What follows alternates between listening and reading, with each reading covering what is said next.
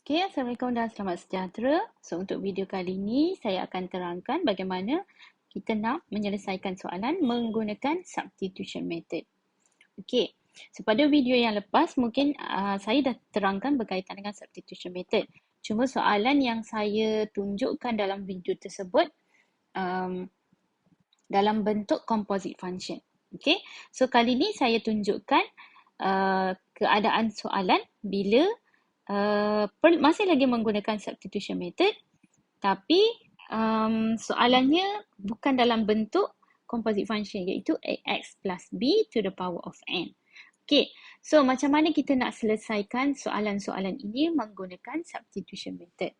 Okay, so bila kita dapat satu soalan, kita perlu tengok terlebih dahulu apa yang ada dalam soalan. Okay, so yang pertama kita tengok dalam kurungan ada kuasa 3, di luar kurungan ada kuasa 2, di mana dalam kurungan kuasanya lebih besar daripada yang berada di luar. Okay, so bila kuasa di dalam lebih besar daripada yang berada di luar, jadi ini adalah menggunakan substitution method. Okay, tapi sekiranya sebaliknya, maksudnya sebaliknya, X kuasa 3, X kuasa 2 tolak 7 dx. Sebaliknya, di luar lebih besar daripada di dalam. So, ini bukan substitution. Okay, substitution hanya boleh berlaku bila dalam kurungan lebih besar daripada yang berada di luar kurungan. Okay, so macam mana nak menyelesaikan menggunakan kaedah substitution method? So, sama macam yang sebelum ni, kita perlu pilih U adalah yang berada di dalam kurungan. So, U kita adalah 3X kuasa 3 tolak 7. Differentiate terhadap X, kita dapat 9X kuasa 2. Dx sama dengan du per 9X kuasa 2. Okey. Kemudian kita gantikan macam sebelum ni, kita gantikan dalam soalan kita semula.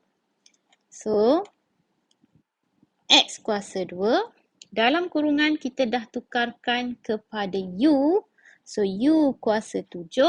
Dx kita dah tukarkan kepada du per 9X kuasa 2. Okey. Kemudian kita tengok dekat sini. X square dekat yang kita tak pernah potong lagi ni, yang kita salin balik tadi, ada sama dengan yang berada di bawah du. So, kita boleh potong. Substitution, kita boleh potong X kuasa 2 yang berada di luar. So, yang tinggal hanyalah 1/9 U kuasa 7 du. Integrate macam biasa, 1/9, U 7 tambah 1, 8/8 tambah C. So, U kuasa 8 per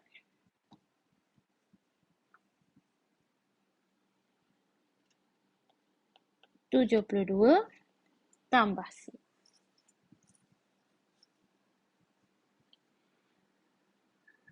Kemudian gantikan kembali U kita, 3X kuasa 3 tolak 7 kuasa 8 per 72 tambah C. Okey.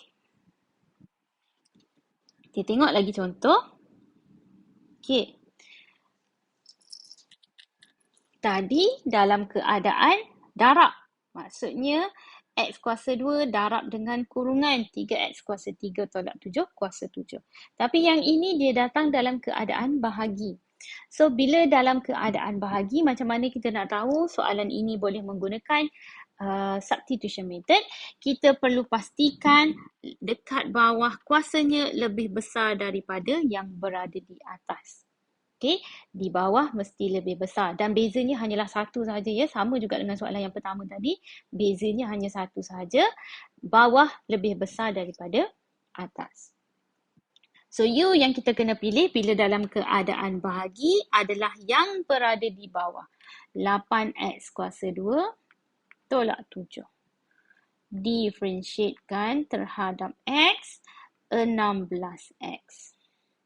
Dx sama dengan du per 16X. Okay, so masukkan semula dalam soalan. Gantikan kepada U. So 4X kita tak ubah, masih lagi 4X. 8X kuasa 2 tolak 7 kita samakan dengan U. Dx sama dengan du per 16X. So X dengan X boleh potong. 4 per 16 boleh permudahkan. 1, 4. So kita boleh keluarkan 1 per 4. Integrate 1 per U du. Okay, 1 per U du. Okay, yang ini adalah reciprocal function. So kita belum tengok lagi pada reciprocal. Jadi saya ubah sikit soalan kita kepada kuasa 4 di luar. Okay, so kuasa 4 di luar. So kita salin saja kuasa 4. Dekat sini pun kita akan dapat U kuasa 4. Okay, so U kuasa 4, jadi kita kena bawa dia naik ke atas U kuasa negatif 4 du. So, how to integrate U kuasa negatif 4? Sama sahaja macam sebelum ni, 1 per 4. U negatif 4 tambah 1, negatif 3 bahagi negatif 3 tambah C. So, darab 1 per 4, darab negatif 1 per 3. So, negatif 1 per 12. U kita tukarkan kepada yang asal 8X kuasa 2 tolak 7 kuasa negatif 3 tambah C.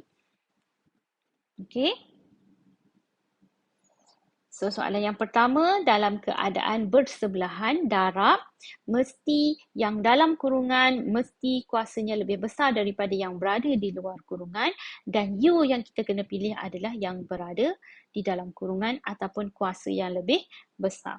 Sama juga dengan bahagi, so bila dekat atas dengan dekat bawah mesti kuasanya lebih besar dan berbeza satu sahaja dengan atas. Okay, so kita akan pilih U yang berada di bawah. Okay, so satu lagi contoh. U yang kita mesti pilih adalah yang berada di dalam kurungan. So 5 tolak 6X kuasa 2. Differentiate terhadap X, kita dapat negatif 12X. Dx sama dengan du per negatif 12. Gantikan semula dalam soalan. So, kita dapat 3X U kuasa 1 per 2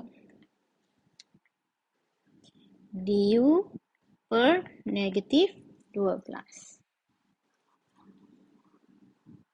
X. Tertinggal X. Okay. X dengan X boleh potong. 1, 4. Kita keluarkan negatif 1 per 4 keluar daripada integration. So, tinggal adalah U 1 per 2 du. So, integrate U 1 per 2. U 1 per 2 tambah 1, 3 per 2 bahagi dengan 3 per 2 tambah C. Okay.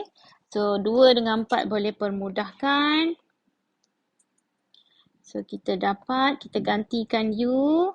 5 tolak 6X kuasa 2 kuasa 3 per 2 bahagi 6 tambah C. Okay.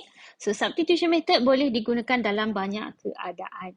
Tak semestinya dalam composite function, boleh juga digunakan bila keadaan seperti ini, di mana dalam kurungan lebih besar daripada luar kurungan bila dia datang dalam keadaan darab.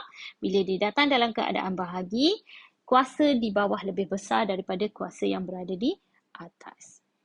Okay, so Saya harap saya dah membantu awak untuk menyelesaikan soalan latihan yang akan diberikan nanti. Okay, so itu sahaja. Terima kasih.